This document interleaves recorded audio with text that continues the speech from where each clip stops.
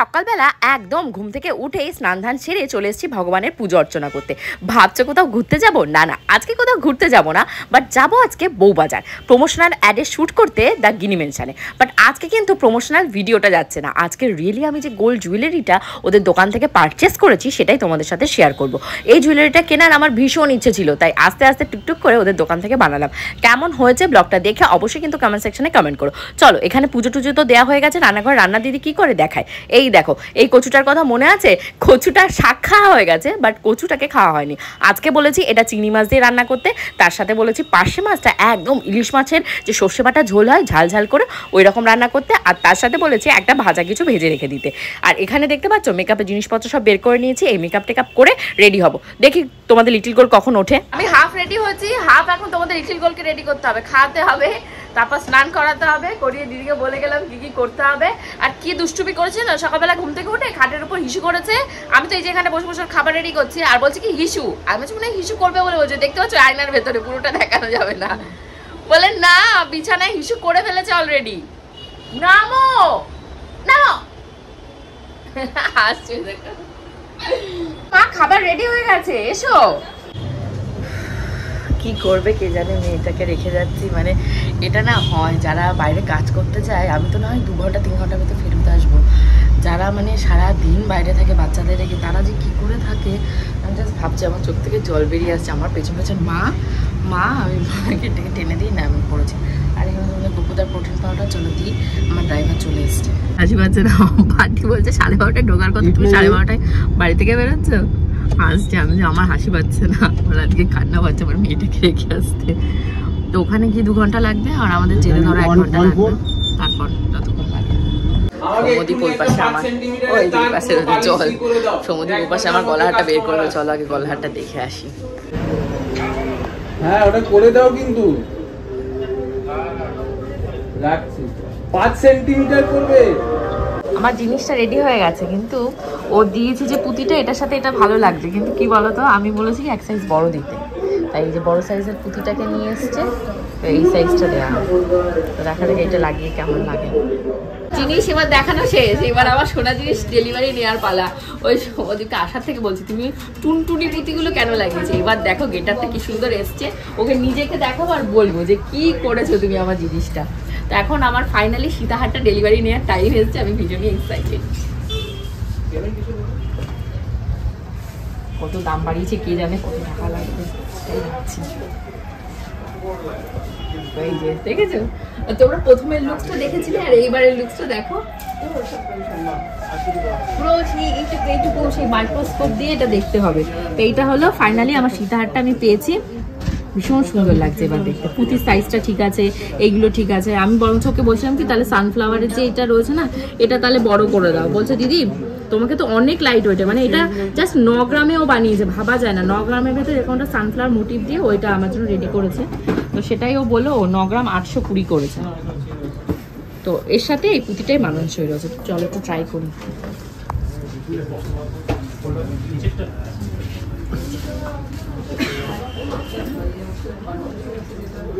একটা ফটো তুলে দিয়েছে আপনি।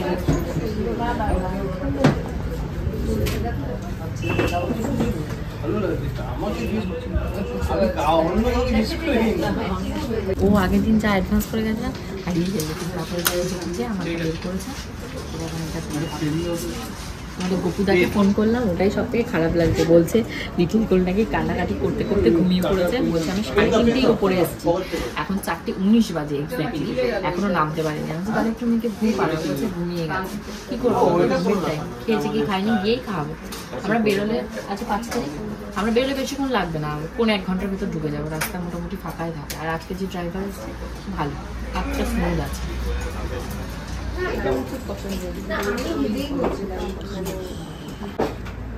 এই যে পেয়ে গেছে আমার সীতাহার, ভীষণ খুশি হয়েছি। ইচ্ছা তো করছে এটাকে পরেই বাড়ি যায়, কিন্তু এটা পসিবল নয়, রাস্তার লোকজন তাকিয়ে থাকবে। আজকে সব গয়নাগাটি খুলে রেখে এসেছি।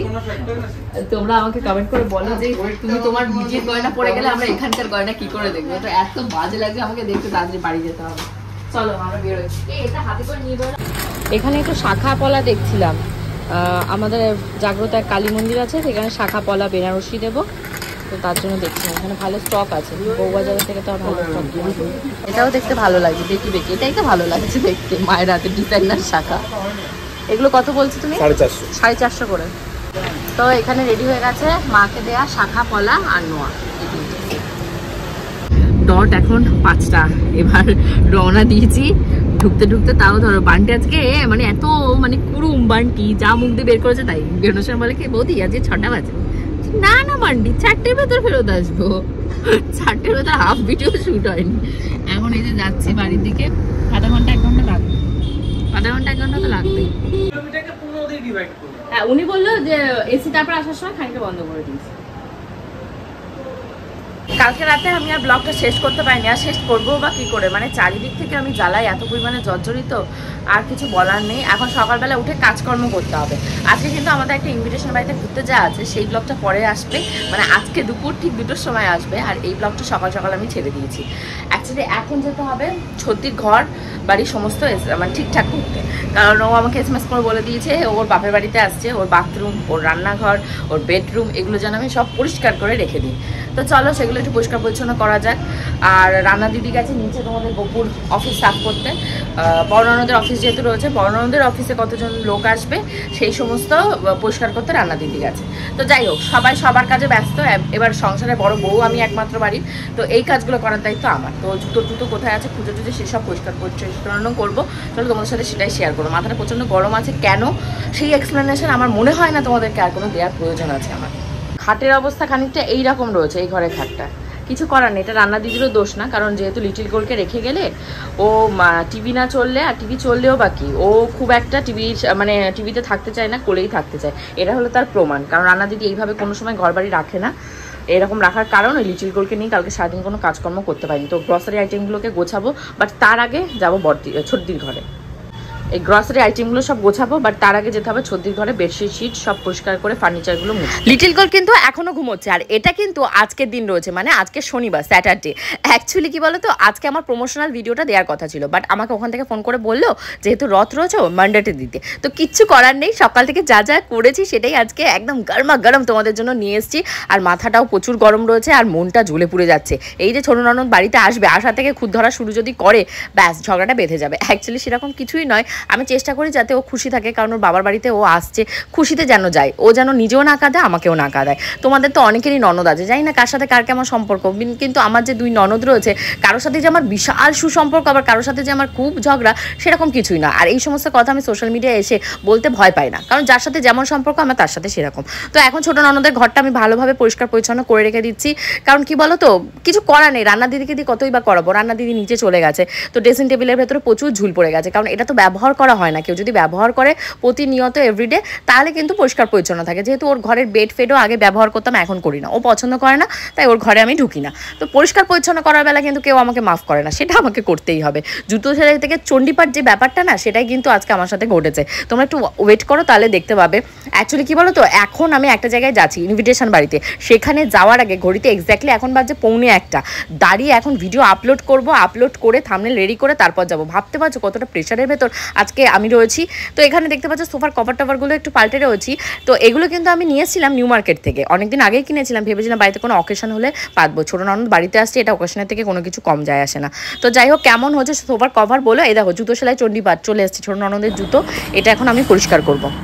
সকাল থেকে কাজ করতে করতে আমি নিঃশ্বাস নিতে পারছি না। ওনার দিদি বিছানা সাফ করো, জুতো সাফ করে, দেখলে তো এক পাটি জুতো রেখেছি, এখন ওটাকে ঘষতে হবে।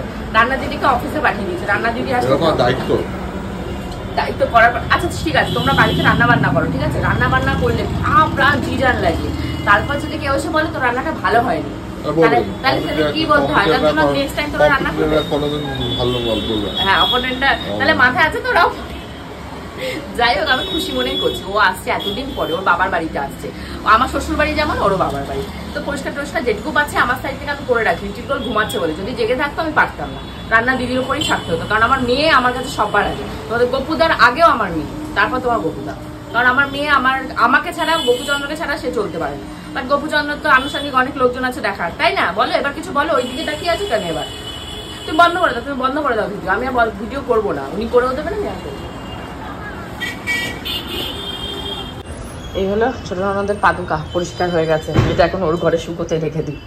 এসে আগে এইটার খোঁজ হবে, এইটা ঠিকঠাক না থাকলে ব্যাস তখনই স্টার্ট হয়ে যাবে।